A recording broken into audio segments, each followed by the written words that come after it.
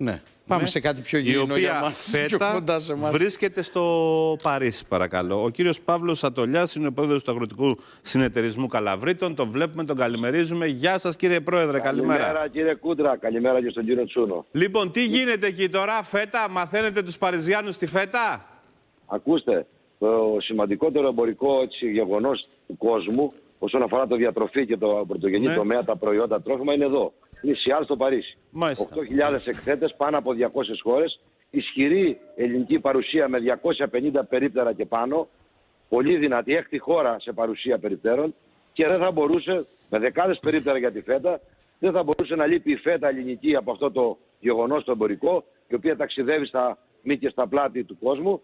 Δεν θα μπορούσε να λείπει και ο Συνεταιρισμός Καλαβρίτων, ο οποίος υλοποιεί πρόγραμμα προώθησης για τη φέτα, να την γνωρίσει ο καταναλωτής και περαιτέρω, να μπορέσει να την κάνουμε ένα προϊόν εκεί που της αξίζει, δίνοντας αξία στον παραγωγό, στις τοπικές οικονομίες και σε όλη την εθνική οικονομία. Εδώ είναι το περίπτερο της Enterprise Greece, εδώ συναντούνται και άλλες μονάδες τροφίμων.